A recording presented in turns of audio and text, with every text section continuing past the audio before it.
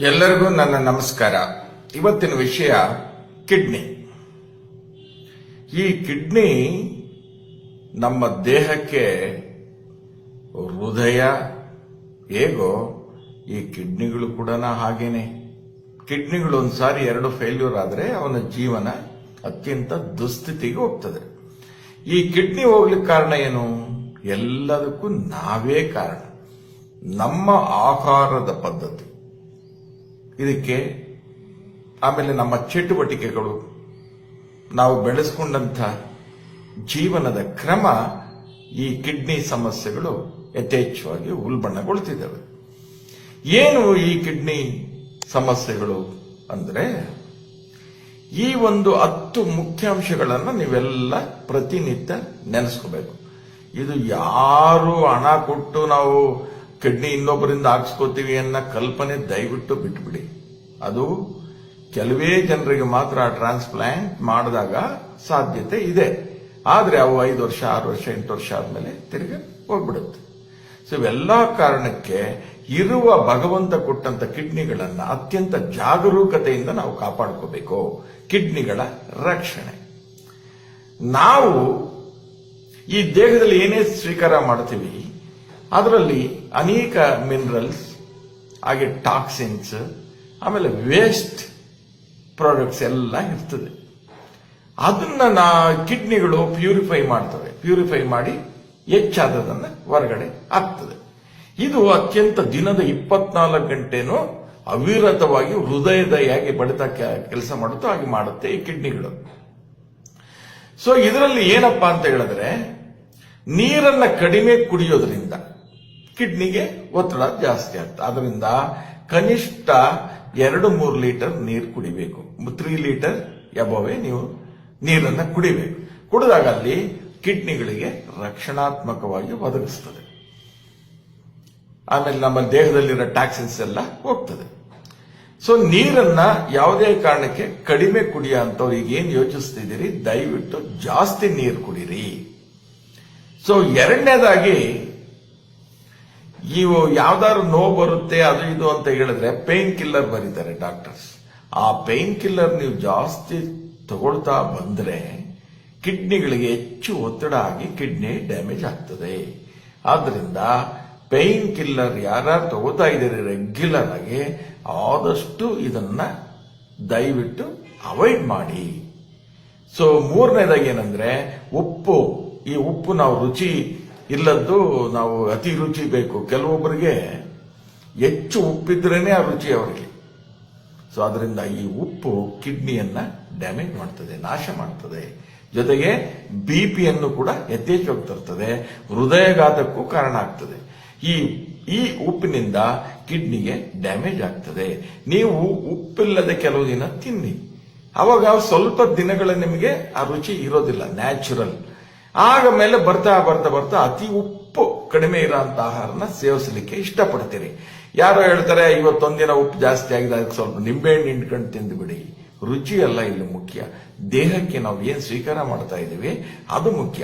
ಆದಷ್ಟು ಉಪ್ಪು ಎಲ್ಲಿ ಯಾವುದೇ ಹೋಟ್ಲು ಅಥವಾ ಅನಿವಾರ್ಯವಾಗಿ ಎಲ್ಲಾರು ತಿಂತಾ ಇದ್ರೆ ಅಲ್ಲಿ ಉಪ್ಪು ಜಾಸ್ತಿ ಇದೆ, ದಯವಿಟ್ಟು ಆ ಪದಾರ್ಥಗಳನ್ನ ನೀವು ನಿಷೇಧಿಸಿ, ತಗೋಬೇಡಿ.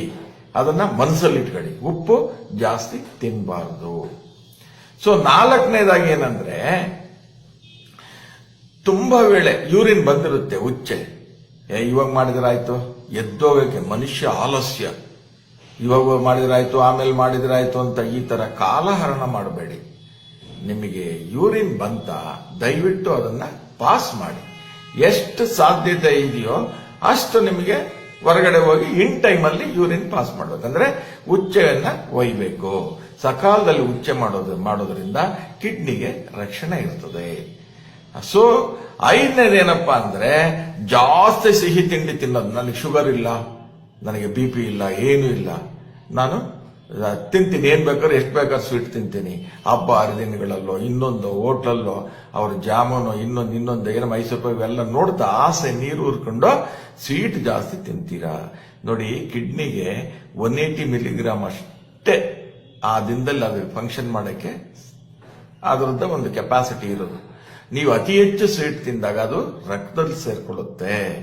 ಆದ್ರಿಂದ ಕಿಡ್ನಿಗೆ ಒತ್ತಡ ಆಗ್ತದೆ, ಅದರ ಕೆಲಸ ಜಾಸ್ತಿ ಆಗೋದ್ರಿಂದ ಅದರ ಒತ್ತಡ ಆಗ್ತದೆ, ಕಿಡ್ನಿ ಡ್ಯಾಮೇಜ್ ಆಗ್ತದೆ. ಆದ್ರಿಂದ ಸ್ವೀಟ್ ಪ್ರಿಯರು ದಯವಿಟ್ಟು ಕಡಿಮೆ ಸ್ವೀಟ್ ತಿನ್ನಿ. ಇನ್ನೊಂದು ಮನಸ್ಸಲ್ಲಿ ಇಟ್ಕೊಳ್ಳಿ, ಈ ಸ್ವೀಟ್ ನಿಂದಲೇ ಸಕಲ ಎಲ್ಲಾ ಕಾಯಿಲೆಗಳು ಬರೋದು. ಸಕ್ಕರೆ ಇದ್ದತ್ರ ಇರುವೆ ಮುತ್ತುತ್ತೆ ಅಂತಾರಲ್ಲ, ಹಾಗೆ ಸಕ್ಕರೆ ಇದ್ದತ್ರ ಕಾಯಿಲೆಗಳು ಮುತ್ತುತ್ತವೆ ಮನುಷ್ಯನಿಗೆ. ದಯವಿಟ್ಟು ಜ್ಞಾಪಕ ಇಟ್ಕೊಳ್ಳಿ. ಯಾರು ಈವನ್ ಕ್ಯಾನ್ಸರ್ ಪೇಷಂಟ್ಸ್ ಇರಲಿ, ನೀವು ಸಕ್ಕರೆಯನ್ನ ಜೀರೋ ಮಾಡಿ ಎಲ್ಲಾ ಕಾಯಿಲೆಗಳು ಸತ್ತೋಗ್ತವೆ, ನಿಮ್ಮ ಕ್ಯಾನ್ಸರ್ ಸೆಲ್ಸ್ ಎಲ್ಲ ಸತ್ತೋಗ್ತವೆ. ಅದಕ್ಕೆ ಮೂಲ ಕಾರಣ ಸ್ವೀಟ್. ಆದ್ರಿಂದ ಸ್ವೀಟ್ ಅನ್ನ ದಯವಿಟ್ಟು ಯಥೇಚ್ಛವಾಗಿ ತಿನ್ನಕ್ಕೆ ಹೋಗ್ಬೇಡಿ. ಇನ್ನ ಒಂದೇ ಹತ್ರ ಕೂತ್ಕೊಳ್ಳೋದು, ಬೇಕಾದಷ್ಟು ಟೈಮ್ ಇದ್ರೂ ಕೂಡ ನೀವು ಒಂದೇ ಹತ್ರ ಕೂತಿರ್ತೀರಿ.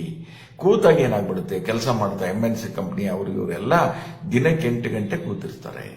ಸೊ ಸಕಾಲದಲ್ಲಿ ಯೂರಿನ್ ಪಾಸ್ ಮಾಡಲ್ಲ, ಆ ಟಾರ್ಗೆಟ್ ಅಚೀವ್ಮೆಂಟ್ ಮಾಡಬೇಕು, ಇದು ಬಂದಿದೆ ಈಗ ಅರ್ಜೆಂಟ್ ಮಾಡಬೇಕು ಅಂತ ಯೂರಿನ್ಗೆ ಹೋಗಲ್ಲ.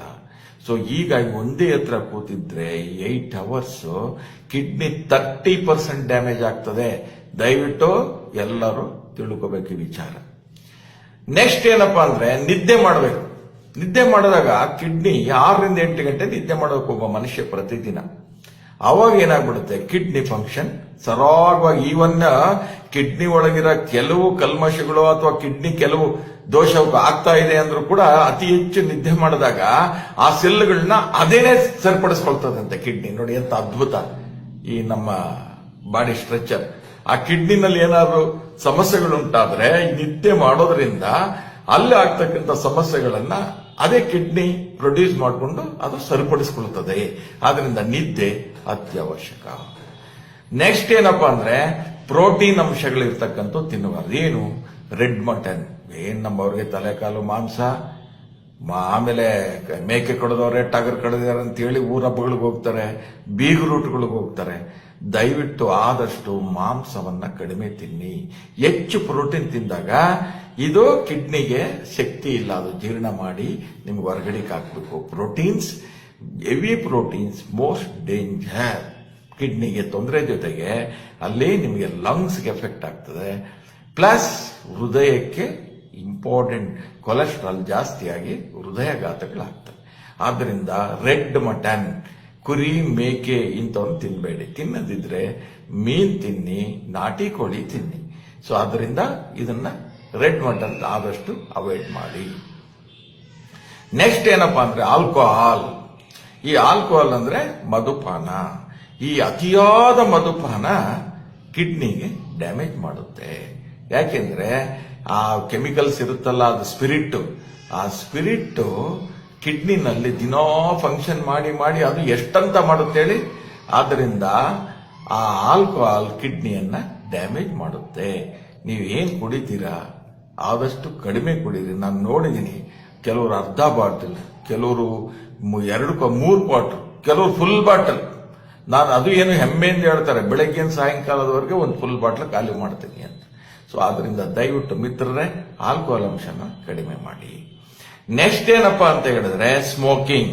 ಈ ಸ್ಮೋಕಿಂಗ್ ಕೇವಲ ಹೃದಯಘಾತವನ್ನು ಮಾಡಲ್ಲ, ನಂತರ ಕ್ಯಾನ್ಸರ್ನ ಉಂಟು ಮಾಡಲ್ಲ, ಕಿಡ್ನಿಯನ್ನು ಕೂಡ ಜಾಸ್ತಿ ಡ್ಯಾಮೇಜ್ ಮಾಡುತ್ತೆ ಸ್ಮೋಕಿಂಗ್.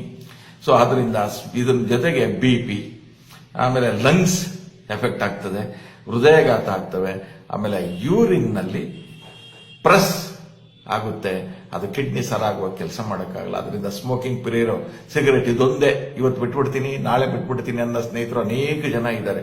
ದಯವಿಟ್ಟು ಇವತ್ತೇ ಬಿಟ್ಟು ನಿಮ್ಮ ದೇಹವನ್ನ ಕಾಪಾಡಿಕೊಳ್ಳಿ, ಕಿಡ್ನಿನ ಕಾಪಾಡಿಕೊಳ್ಳಿ. ಸೊ ಇವೆಲ್ಲ ಕಿಡ್ನಿಗಳು ಏನು, ಇದನ್ನ ಪರಿಹಾರ ಏನಪ್ಪಾ ಅಂದ್ರೆ ಸಾಕಷ್ಟು ಹಣ್ಣುಗಳನ್ನು ತಿನ್ರಿ, ಸೀಸನ್ ಹಣ್ಣುಗಳನ್ನು ಕೂಡ ತಿನ್ರಿ, ಜೊತೆಗೆ ನೀರನ್ನ ಜಾಸ್ತಿ ಕುಡಿರಿ. ಕೈಲಾದಷ್ಟು ವ್ಯಾಯಾಮವನ್ನ ಮಾಡಿ, ಬೆಳಿಗ್ಗೆ ಎದ್ದ ತಕ್ಷಣ ವ್ಯಾಯಾಮ ಹೋಗಿ, ಸಾಯಂಕಾಲ ಹೋದ ತಕ್ಷಣ ವಾಕಿಂಗ್ ಹೋಗಿ. ಆದಷ್ಟು ಏನೂ ಗೊತ್ತಿಲ್ಲಪ್ಪ ನಮಗೆ, ಪ್ರಾಣಾಯಾಮ ಗೊತ್ತಿಲ್ಲ, ಏನೂ ಗೊತ್ತಿಲ್ಲ ಅಂತ ಹೇಳಿದ್ರೆ ಸುಮ್ಮನೆ ಒಂದು 10 ನಿಮಿಷ ಓಂ ಅಂತ ಧ್ಯಾನ ಮಾಡಿ. ಆವಾಗ ಎಲ್ಲ ಅಂಗಾಂಗಗಳು, ದೇಹದ ಎಲ್ಲ ಅಂಗಾಂಗಗಳು ಕೆಲಸ ಮಾಡ್ತವೆ. ಸೊ ಈ ರೀತಿ ಮಾಡೋದ್ರಿಂದ ನಮ್ಮ ಯೋಚನೆಗಳು ಧನಾತ್ಮಕ ಯೋಚನೆಗಳು ಬರಬೇಕು, ಪಾಸಿಟಿವ್ ಥಿಂಕಿಂಗ್.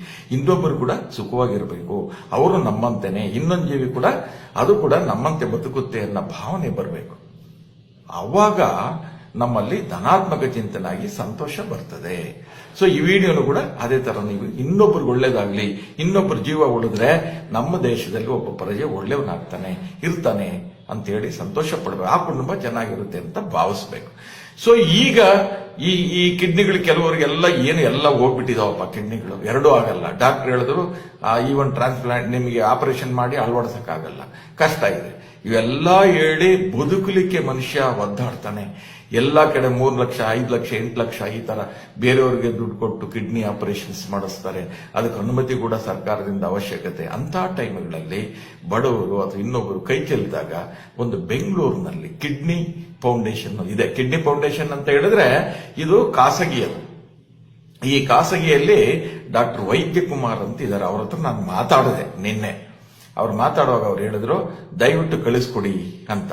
ಇವರು ಅನೇಕ ಜನಕ್ಕೆ ಕಿಡ್ನಿಗಳು ಎರಡೂ ಹೋಗಿದ್ರು ಕೂಡ ಕೇವಲ ಡಯಾಲಿಸಿಸ್, ಮೊದಲನೇ ಡಯಾಲಿಸಿಸ್ ಒಂದು ವಾರಕ್ಕೆ 2 ಸಾರಿ ಇದ್ರೆ ಇವರು ಮೊದಲನೇ ಟ್ರೀಟ್ಮೆಂಟ್ ಅಲ್ಲಿ ವಾರಕ್ಕೊಮ್ಮೆ, ಆಮೇಲೆ 15 ದಿನಕ್ಕೊಮ್ಮೆ, ತಿಂಗಳಿಗೊಮ್ಮೆ ಈ ತರ ಆಗಿ 1 ವರ್ಷದಲ್ಲಿ ವಿತೌಟ್ ಡಯಾಲಿಸಿಸ್ 2 ಕಿಡ್ನಿಗಳು ಸರಾಗವಾಗಿ ಫಂಕ್ಷನ್ ಆಗಂತ ಅನೇಕ ಜನ ಆರೋಗ್ಯದ ಬಗ್ಗೆ ಪಡ್ಕೊಂಡಿದ್ದಾರೆ.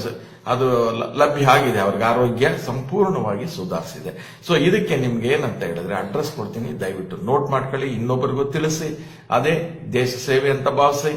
ಇವರಿಗೆ ವೈದ್ಯ ಶಿವಕುಮಾರ್, ಕಾಮಧೇನು ಚಿಕಿತ್ಸಾಲಯ, ವೆಂಕಟೇಶ್ವರ ಚಿತ್ರಮಂದಿರ ರಸ್ತೆ, ದೇವಸಂದ್ರ, ಕೃಷ್ಣರಾಜಪುರ, ಬೆಂಗಳೂರು 36.